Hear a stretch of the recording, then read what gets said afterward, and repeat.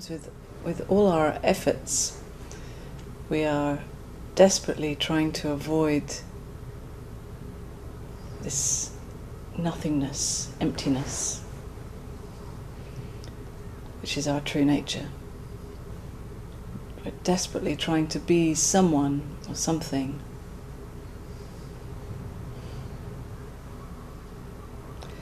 So that we don't have to acknowledge that really we don't know what the hell is going on.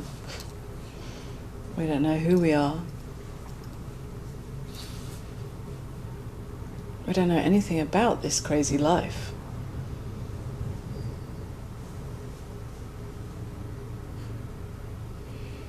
But it seems that from a young age we're taught to be someone, to achieve something, to have a purpose, to be going somewhere.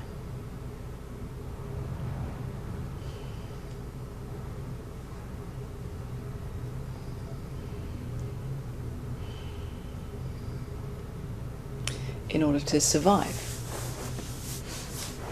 So it's quite an innocent motivation, really. We just want to survive, we want to live. And we don't know how. So we copy everyone else around us. We do what we're told to do. Because we're afraid that if we don't, we won't survive. That if we acknowledge that really we don't know who we are, then nothing will happen. It'll be chaos. Essentially, we'll die. We'll have to face the reality that all there is death, really.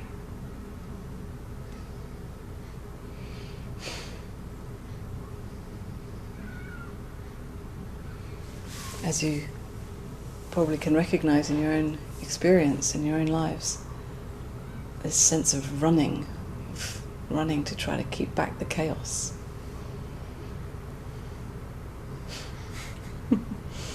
I certainly know that in the last couple of months of having a baby, desperately trying to fight back the chaos.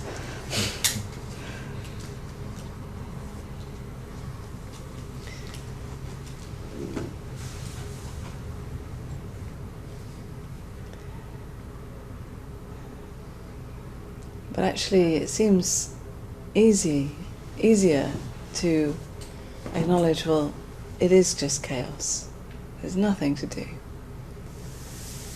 I don't know what the point of any of it is. I don't know where it's going. I don't know if there is any purpose. And just acknowledging, well, this is it right now. Whatever I feel, whatever is happening, whatever the experience is right now. This is enough. Just as it is. It doesn't need anything extra. It doesn't need to be changed or fixed. It doesn't need to be going somewhere. But it seems to be quite a hard one for the thinking to come to terms with. That there's nothing more that is needed. Especially when there's something uncomfortable being experienced. Painful or frightening. Some old mechanism playing out. Especially when we've got into the habit of constantly trying to fix ourselves on the spiritual path. We're very good at that. We go to therapists, healers, teachers, endlessly with this idea that there's something wrong with me. I need to fix myself, I need to change myself, add something that is missing.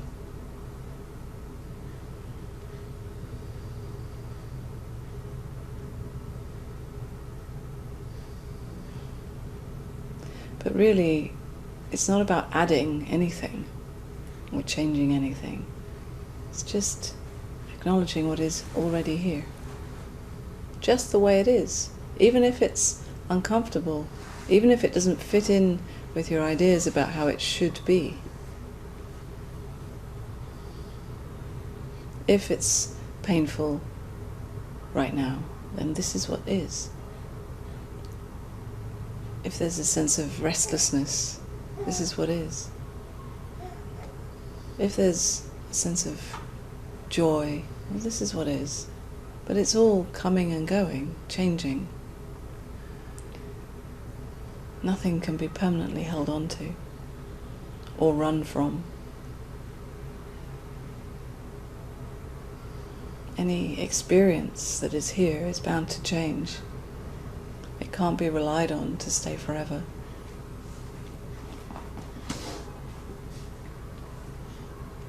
And of course, any experience that you don't like can't be avoided forever. It's all happening out of control. And we don't necessarily like that. We want it to be in control. We want it to fit into our ideas so that our thinking can relax and say, well, okay, I know how it is. It fits into this neat little box. But the problem with life is that it's too alive. It never will fit into any box. And we really don't want it to. Although we long to know what's going on here, to understand, we also long for freedom. Freedom from any prison, from any box. So as soon as you find yourself fitting into some kind of label and box, after some time you want to be free again. If someone tells you, you are this kind of person, I don't know about you, but I find that annoying. I don't want to be this kind of person, I want to be that kind of person, and that kind of person, and that kind of person. I don't want to be any kind of person, actually.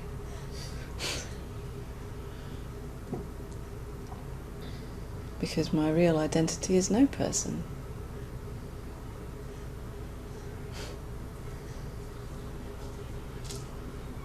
And we all know that, really.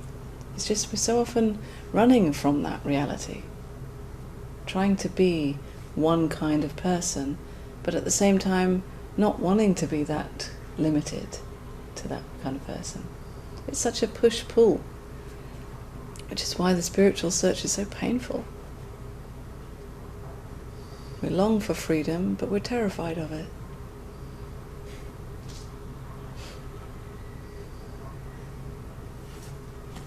Freedom can be a bit too free, because it includes everything, whether we like it or not.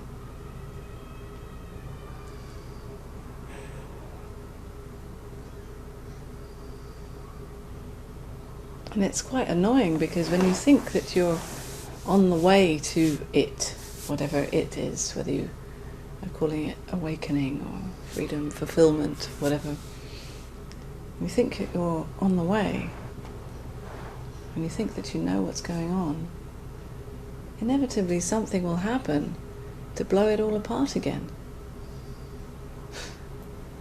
So that you can see once more that you don't know anything, that you're not going anywhere. And it's annoying for the thinking, because the thinking wants to get somewhere. It wants to say, well, this is how it is. But the truth is that as soon as you start to believe that this is how it is, you've landed in a temporary, a false temporary landing place, illusion, a comfort zone that isn't real. You've started to believe that you are limited to a particular kind of feeling or sensation or identity.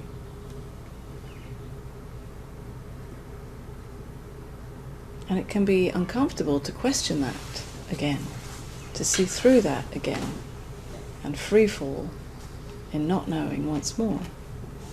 It can really shake up everything.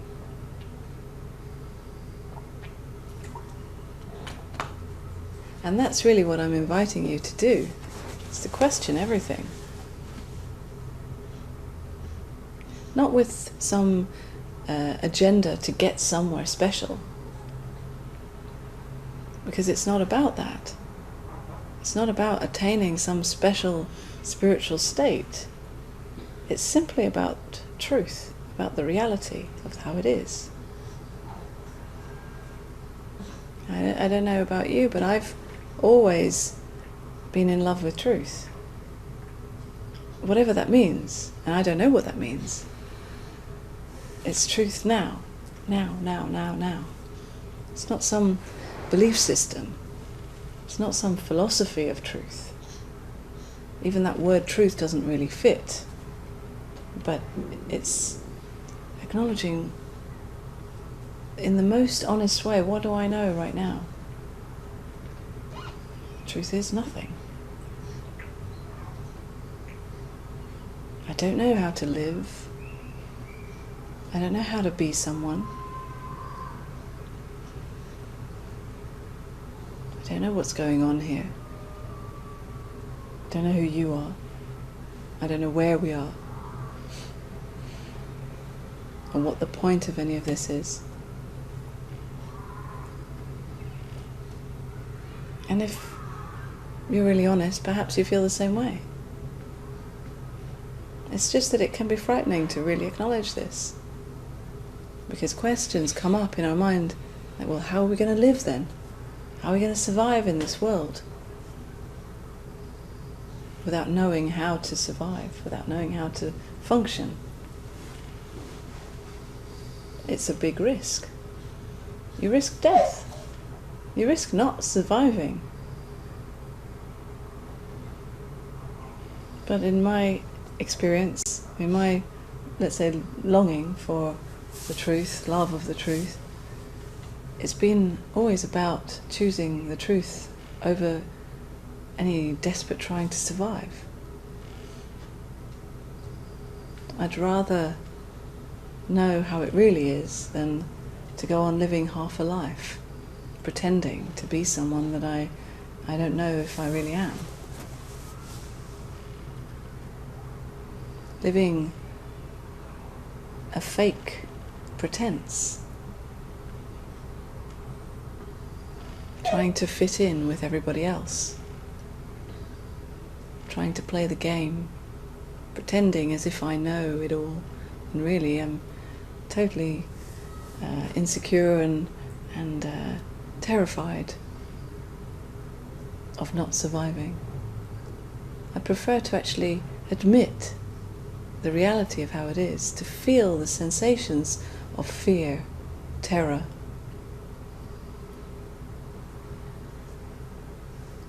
To acknowledge that I don't know how to survive and I might not survive.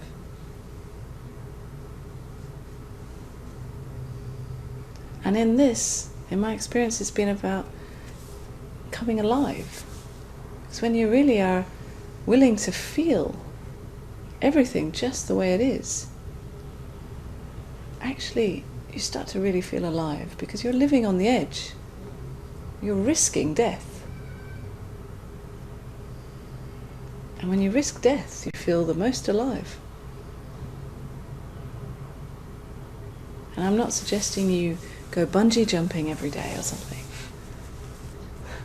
But it's a bit like that when you're questioning your most fundamental beliefs about who you are. It can feel like jumping off a cliff without any safety net, without knowing if you'll ever land.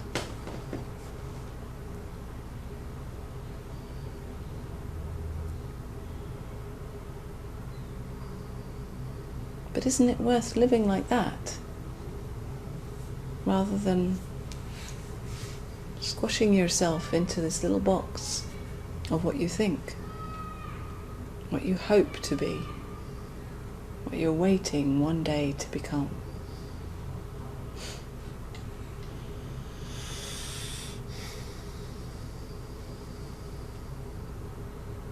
So this is really an invitation to you to acknowledge in your own knowing that really you don't know. And it's such a paradox, because when you acknowledge in the thinking that the thinking cannot know, I just don't know, in that is a much deeper knowing. And it's not a special experience. It's not a special spiritual state. It's a knowing that, if you're honest, you've always known. Really, you can't not know this, because it's your true nature, life itself. It's just that we're so used to playing the game and pretending that we've forgotten, seemingly. We're pretending that we've forgotten, actually. It's such a joke, because as soon as you start to acknowledge this again, you realize you never forgot anything. It's always been here.